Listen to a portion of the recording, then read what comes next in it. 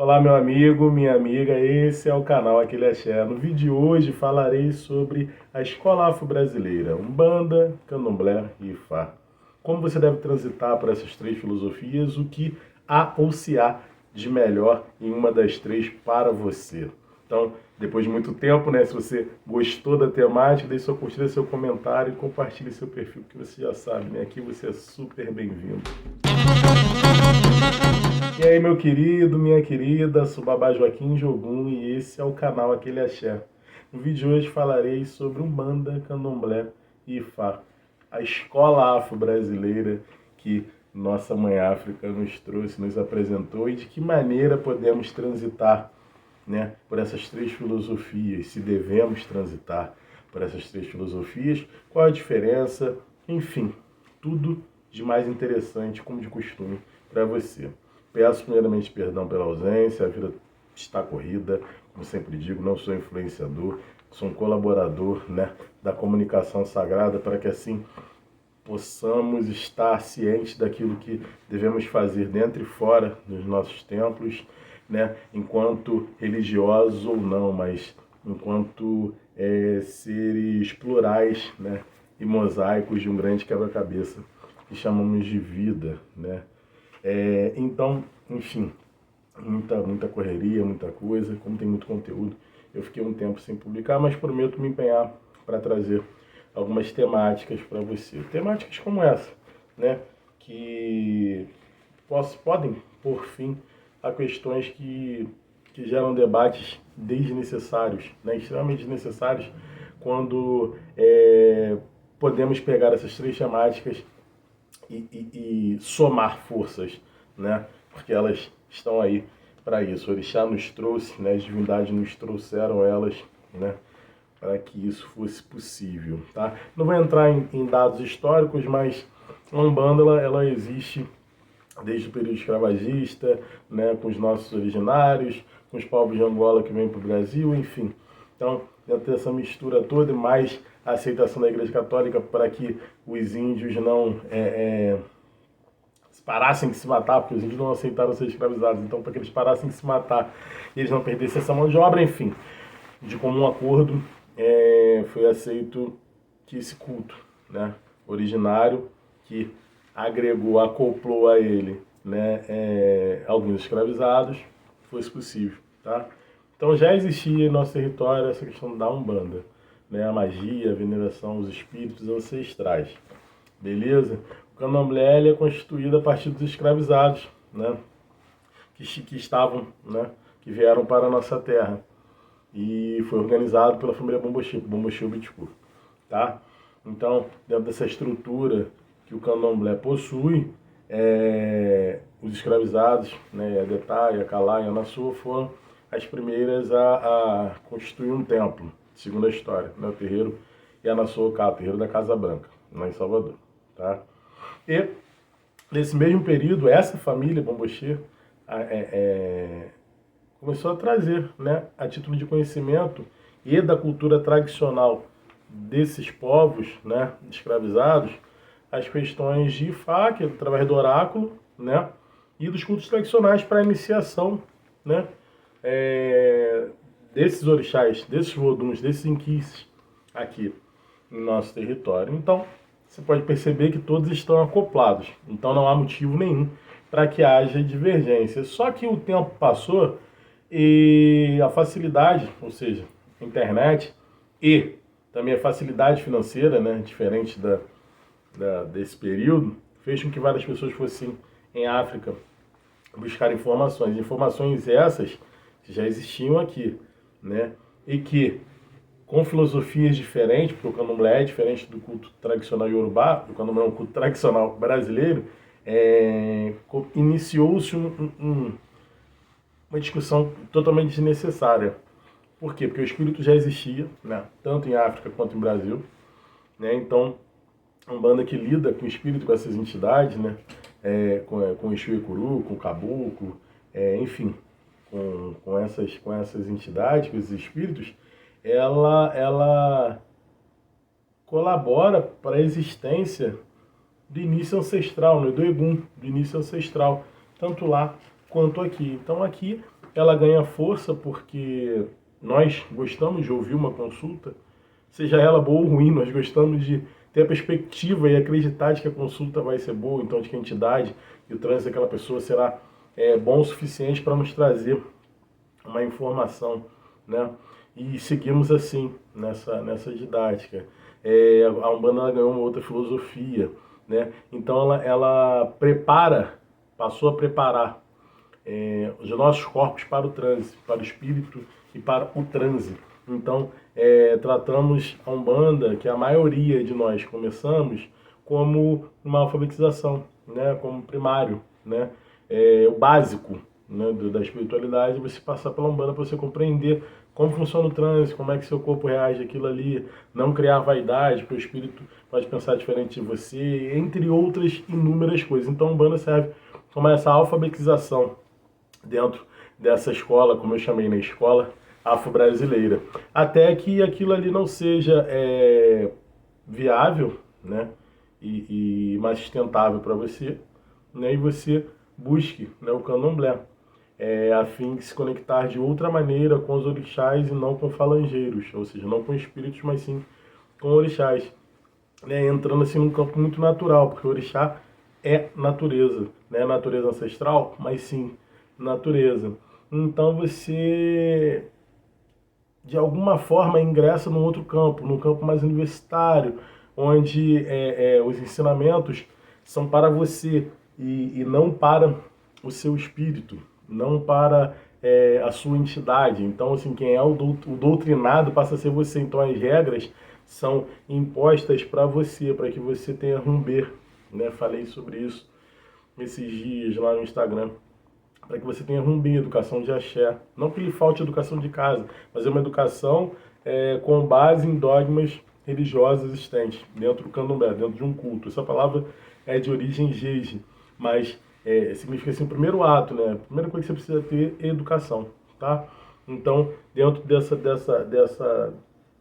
desse campo, né, candomblessista, você pode se sentir um universitário, onde você vai aprender inúmeras coisas, pode ser iniciado, tá? Pode pagar suas obrigações e concluir, né? Seus 7 anos tornando-se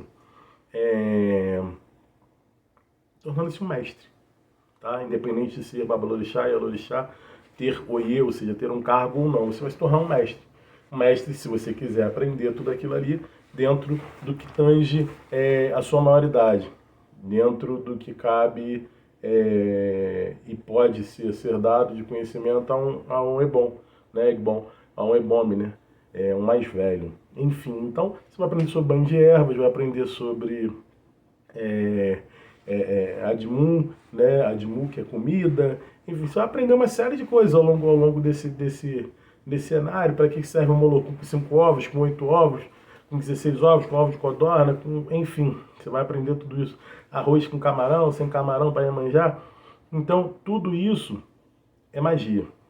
E você vai aprender acerca dessas magias, tá? Do seu abianato até a sua maioridade, compreendendo e sabendo de que maneira você reza, de que maneira você sauda, de que maneira você se apresenta para o orixá, para que ele possa te ouvir e assim direcionar para aquilo que você deseja, e não realizar por você, mas te direcionar para aquilo que você deseja e seu ori te possibilitar resolver.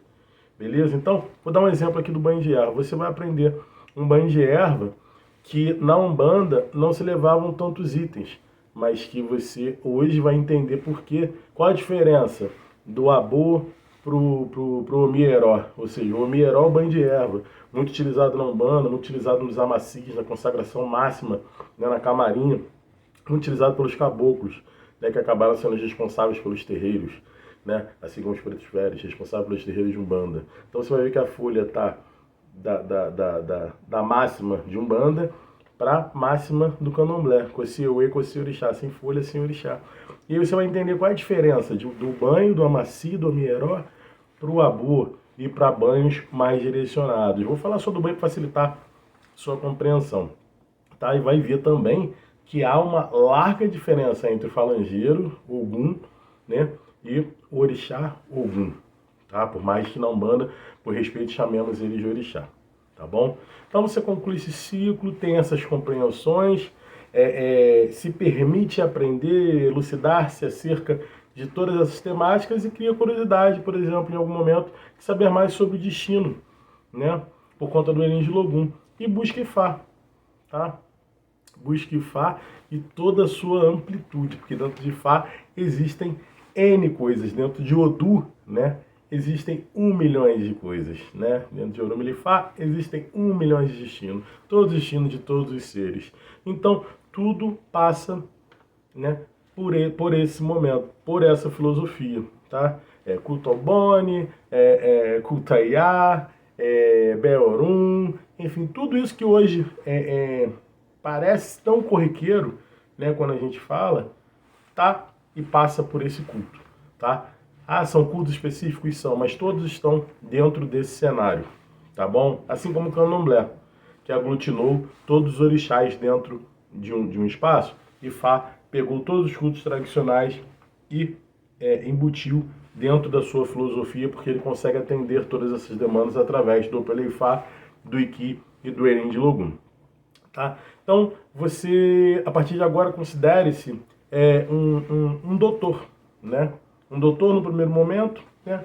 E um pós-doutorando no segundo momento, caso você chegue no nível máximo, né, de Fá, que é se tornar um babalaô. Então, você vai aprender, vai utilizar o que você aprendeu enquanto dogma, enquanto rumbê, enquanto uma série de coisas. Iares, né, comidas, admuns, enfim, tudo que você aprendeu no Candomblé e na Umbanda, você vai ver que tem valia, né? Quando você encontra alguém que não queira desmistificar, que eu vou tentar não me estender muito, mas que é alguém que não tem que desmistificar a importância de todos os ciclos, igual eu estou fazendo, tá vendo? Tudo é importante. E você vai saber e compreender que tudo é importante no fim.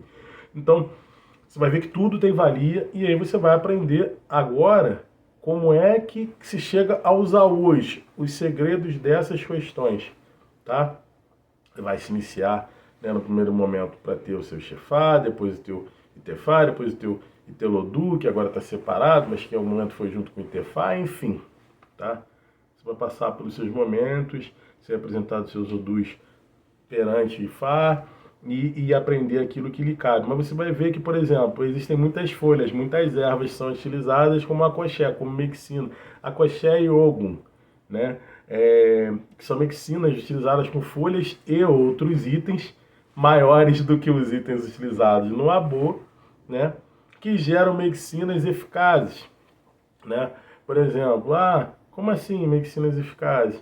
Existem medicinas, sabonetes, né, específicos para Iferã, para coisas da boa sorte, da atração, né, tanto afetiva, quanto atração profissional, quanto atração, tá? Existe o Acoxé Arum para a saúde, né, para evitar sua doença, evitar a doença dos seus, né? Enfim, existe Acoxé para tudo, existe Ogum para tudo, né? Existe medicina para tudo com folhas. Então você vê que realmente sem folha não há orixá. Porque em África, existe em Angola, mais especificamente, existem farmácias de medicinas, né, tradicionais. Então você passa a valorizar aquilo que você aprendeu lá na Umbanda. Chegar na casa de santo e tomar o seu banho de erva. Tá? Porque você vai utilizar muito a Acoxé. Tá? Porque ele é quem vai potencializar a oferta do Admu, né, do Yali, cada um chama de um jeito, que foi feita. Do Etutu, né, que foi feita. Então, ao arriar aquilo ali, geralmente você pode ir ou não ter a necessidade de fazer um acoxé. Você vai aprender que os números, ou seja, os odus, trazem informações do orixá e que os orixás vão te ajudar naquele processo que o odu mostra, que aquele destino mostra. Então você vai ver que está tudo interligado. E para o vídeo não ficar muito extenso, essa linha linear existente para nós existe no tempo cósmico, de repente em paralelo, mas existe. Está tudo alinhado. Não há necessidade de você desmerecer, né, essa formação tão importante que é se alfabetizar, né, quer crescer academicamente, quer se tornar mestre e doutor nessa temática, tendo em vista de que você nunca vai se formar. Então estou trazendo uma base assim meio que social, acadêmica, para que a gente possa fechar essa conta, mas sabendo que você vai estudar eternamente. A primeira coisa que o colonizador faz com aqueles que detêm conhecimento é impedir que eles se eduquem, que eles busquem, né, o conhecimento. Então, estude para que você não cometa falhas em seu futuro e não desmereça seu co-irmão, independente da filosofia a qual ele faz parte dentro do culto afro-brasileiro, tá? Porque desde o espírito até o segredo, tudo é segredo e tudo é espírito. Um beijo grande para você, um forte abraço, compartilhe, largue o dedo, tá? Não deixe de me seguir. E aquele axé.